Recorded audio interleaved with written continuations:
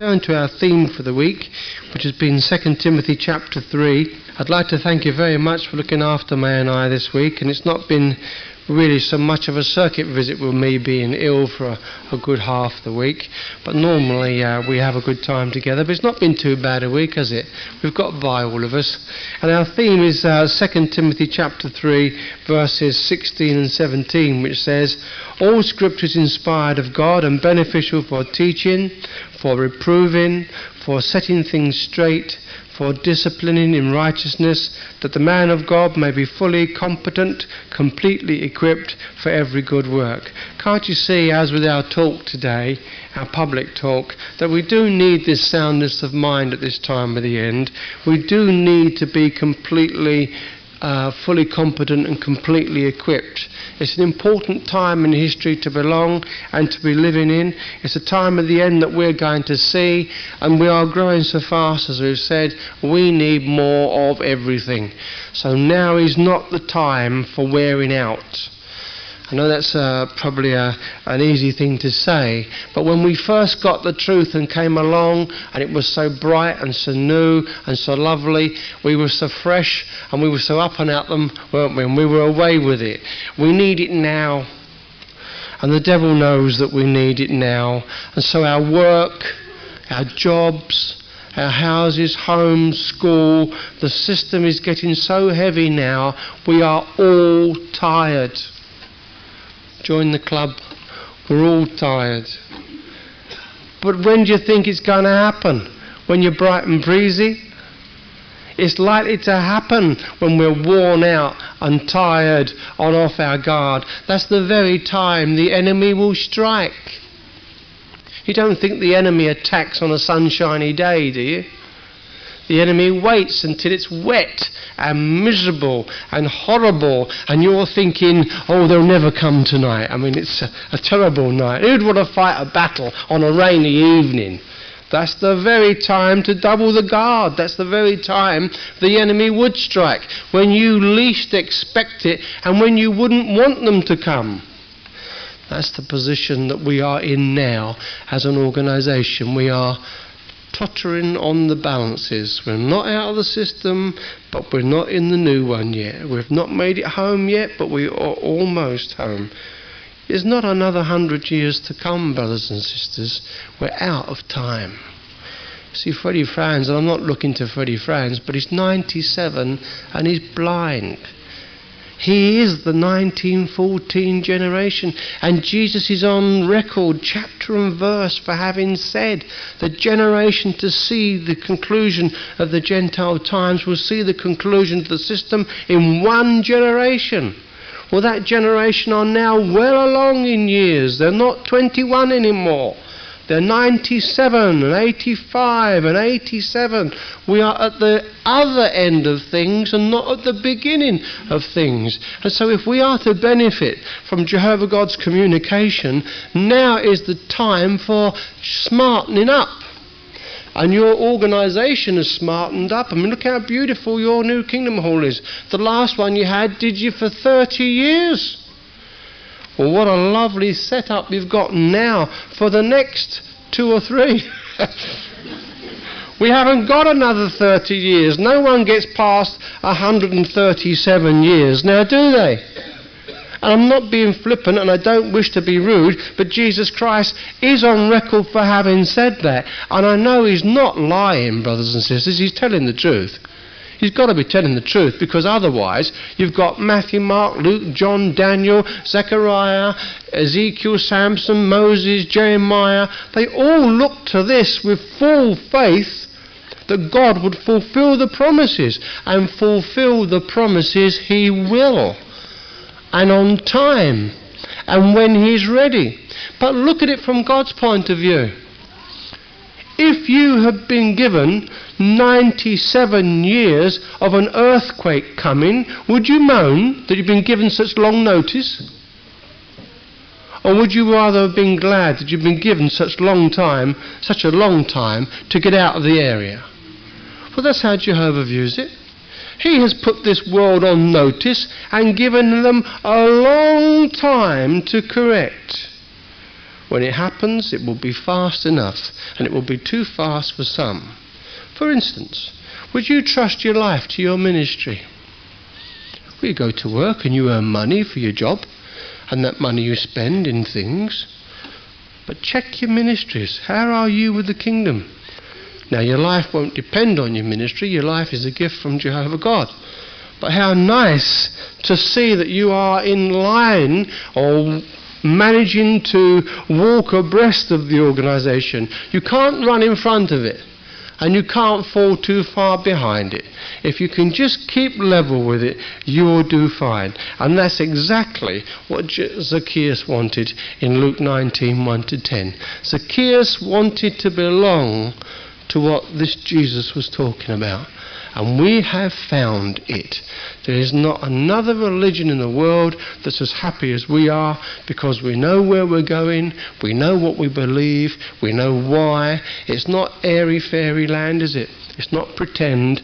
We can uphold this chapter and verse. And besides, we have all come in this family from so many diversified fields and different ways. Only Almighty God could do such a thing, which is why Isaiah 60 and verse 22 does let you once again see the fulfillment of promises. Have a look at Isaiah 60 and the famous verse 22. The little one himself will become 1,000, and the small one a mighty nation. I myself, Jehovah, shall speed it up in its own time. That's true, isn't it? There's Jehovah God doing precisely that, making sure that these things are being speeded up in its own time. In fact, there's nothing that Jehovah God really isn't giving us at this time except blessings. I can remember one of the old anointed brothers once saying to me, Robert, in the New Order, son, it's going to rain every day. And I thought, oh dear. And he said, blessings. And I thought, how nice. You remember dear old Joe Wood, don't you? Old Joe, Margaret's husband, dear old Joe. He said to me, I was in Essex at the time, and he said, Robert, in the New Order, boy, you're going to do something you've never done in your life before.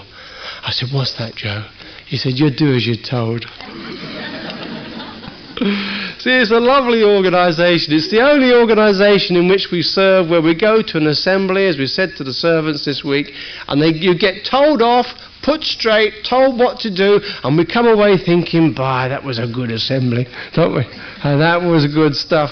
You see, if only the world had held to Jehovah God's laws, statutes and orders and implemented them and lived by them, then perhaps things would have been different.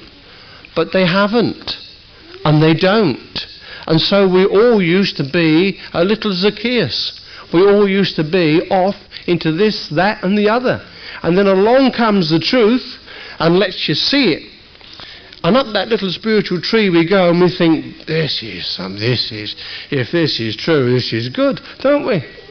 And then we begin to realise that there is commitment.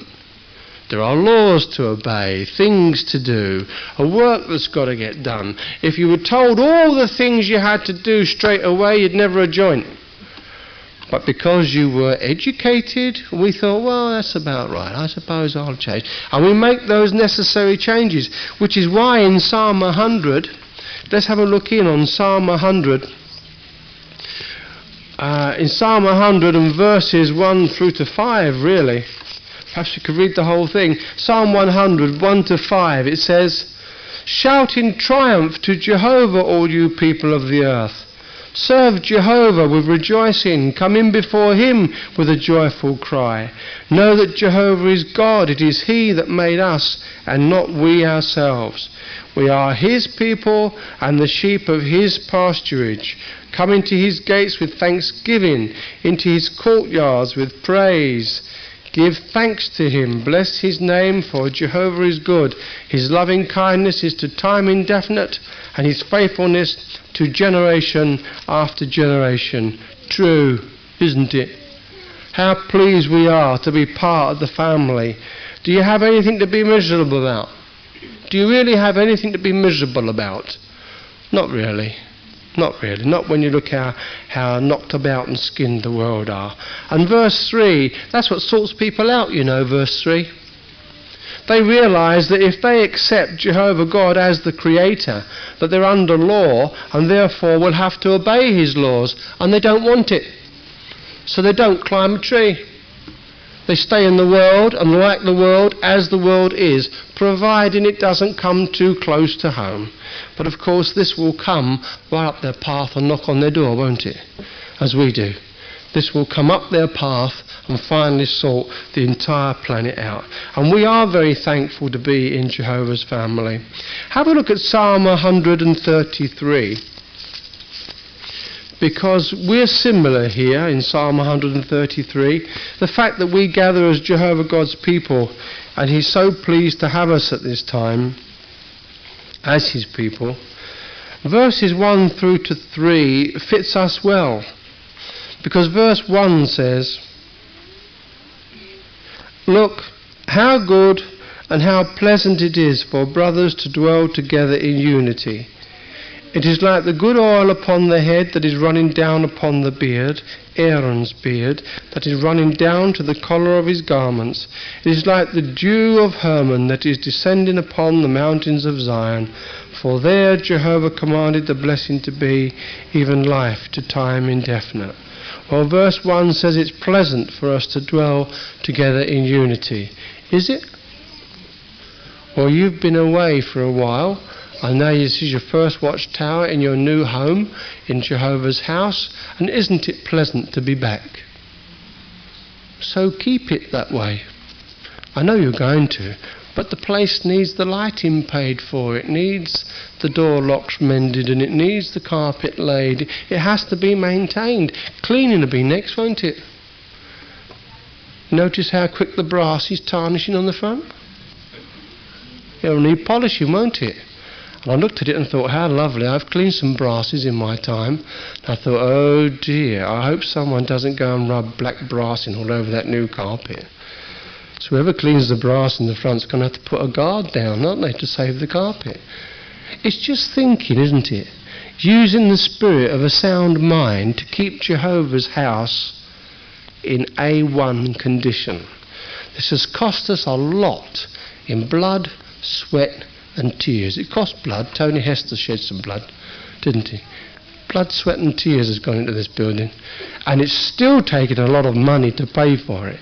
So since it's ours and since it's new, keep it up to the mark, because it's Jehovah's place, and how lovely it is to come in and sit down in a lovely, comfortable seat, isn't it? Worth pounds, that seat, isn't it? When you think you've got to sit here for 2 hours every time you come, how nice it is to be comfortable and think, oh, what a lovely place to be.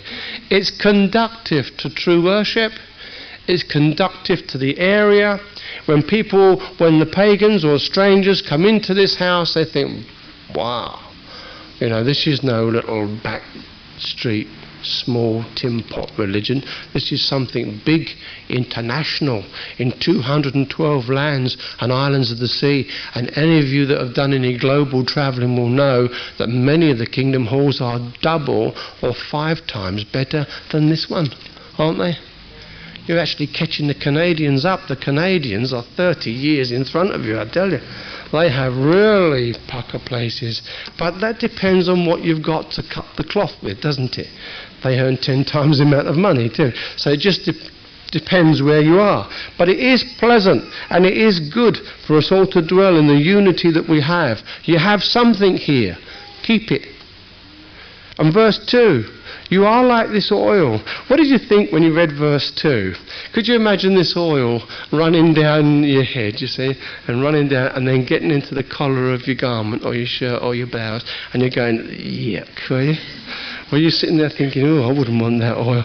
I used to sit there thinking, oh, I wouldn't want that oil running down my new shirt, and oh. Well, it wasn't. It was a very expensive aftershave. It was an oil-based perfume. So only Aaron was allowed this special oil. And when it was used on Aaron, when he used it, a spirit-based perfume evaporates quickly.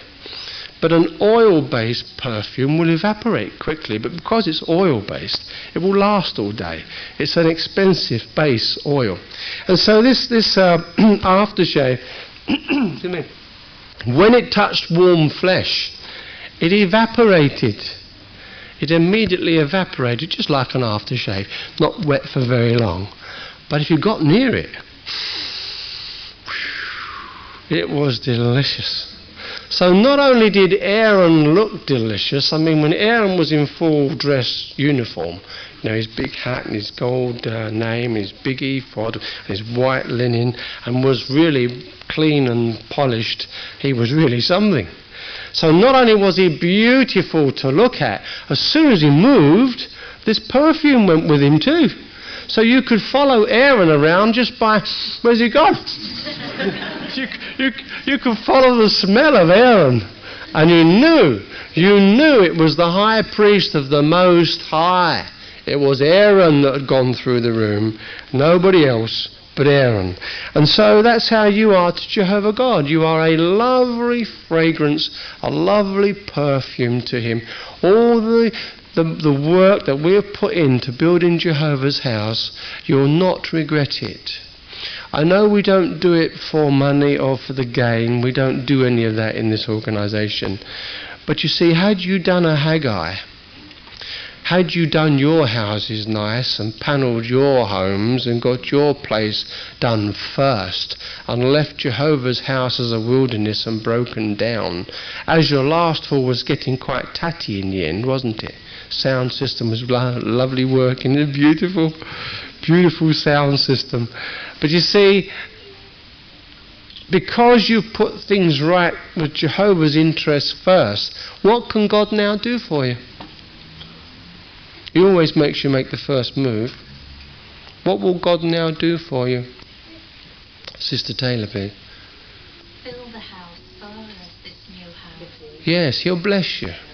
He'll not only bless you, your life, your attitudes, your crops, the harvest. He will bless the house and fill it. Yeah. He will.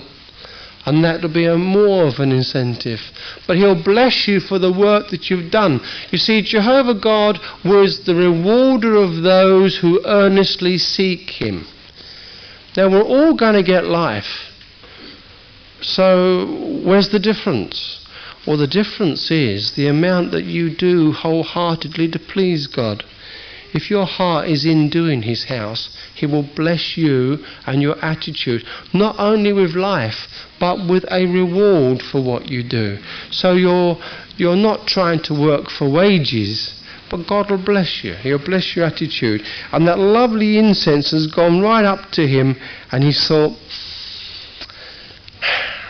isn't it good that we're able to please Jehovah's heart? And you can look down and look at Roundhay, Meanwood, or Morallerton and think, what a team, eh? What a lovely little area, and what a fine congregation of people that you've become. And what a lovely base or company HQ to work out from, isn't it?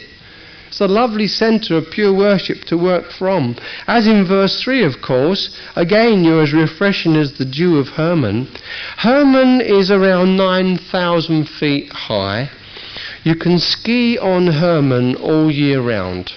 There's always snow on Hermon. Hermon used to belong to Israel. It belongs to Syria now, not Assyria, Syria. It's in Syrian territory. But from Hermon, around 9,000 feet to the north, which used to be Israel, 150 miles down south, and you are in the Negev. And once you get to the Negev desert, an old associate of mine in an RAF lorry had the contact rotor arm in his engine melt. It was 120, you could fry an egg on the mudguard, it got so hot.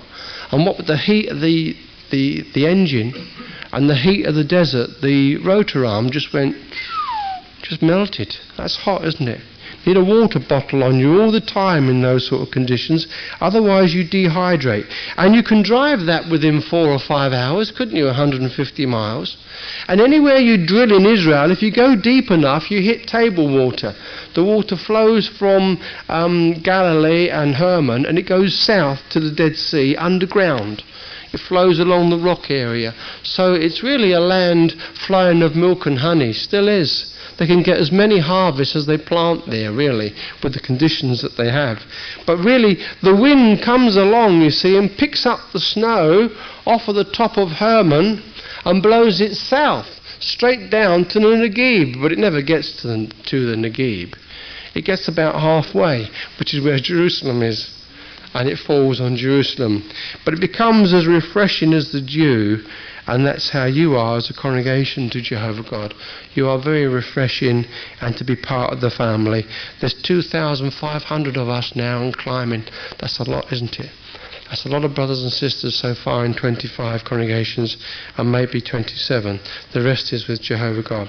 But of course, as I thought, the final part there, it says, for Jehovah God command, there Jehovah commands the blessing to be, even life to time indefinite. There's nowhere else in this area that you could get the Holy Spirit now except here. So this is where Jehovah God commands the blessing to be. All we have to do is, as Psalm 110 and verse 3, perhaps we could look at it. Psalm 110 and verse 3, Jehovah God knew you'd be here all the time, you see. All those hundreds of years ago when King David wrote these things. Psalm 110. Who'd like to volunteer to read us verse 3? Sister Lumsden, please. Could you read that for me, please? Psalm 110 and verse 3. Your people will offer themselves willingly on the day of your military force. In the splendours of holiness from the womb of the dawn, you have your company of young men, just like dewdrops. Yes. Nice to know that we're all like little dewdrops, isn't it? As verse 3 of Psalm 133, we are that refreshing to God. Jehovah God knew that we'd be here, that we'd be part of his military force, and that we'd be volunteers, that we want to be here because we want to be here. And here we all are, just like Isaiah 20:22 said we would. Quite something to belong to this big push now that Jehovah God is having done. Considering you are going to get everlasting life on a paradise earth, you will everlastingly be stuck with what your reply to someone, wouldn't you? So how important it is to do what you can for God now, so that whenever the days come, that we've done what we could when we could. It's important. I found a poem for you. It's called Surprise. I'd like to read it to you. It's about a person being quite surprised. It says, I had a dream the other night, as strange as it could be. God's great war had come and gone. The righteous were now free. And then I saw so many there that I had seen before, and judged them of such little worth that they'd be seen no more. Indignant words rose to my lips, but never were set free. For every face showed such surprise, no one expected me. That was nice. Yeah, that was lovely, because it's true, isn't it? Sometimes we get, if not above ourselves, we think too much of ourselves, and life goes on, and it really is a question of benefiting from Jehovah God's communication, staying family, as the talk made the point, helping the family to grow, being a peacemaker. There's a lot to do, and now is not the time to tire, because now is the time we're expecting the new order. Any minute now, isn't it?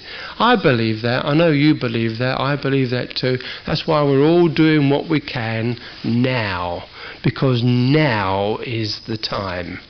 Once we hit the new order, the work will be over virtually. I know we'll be teaching the dead, and we'll be having Bible studies, and we'll be going through all the things that the organisation will give us to do. But there are 5,000 million lives on this planet, and Jehovah God would like them all in the family, wouldn't he? So it's quite a big work. It's a very big, it's probably the most important work and the biggest work that this earth is ever going to see. And as we said before, when you talk to people like Noah and Daniel and Moses, there'll be big times. When you have them to tea, that'll be exciting times. But when they say to you, what was it like in your time? that's going to be even bigger, isn't it? Even bigger. So can I take your love on with May and I next week to Harrogate? It's Harrogate next week. We'll take your love there. That would be nice.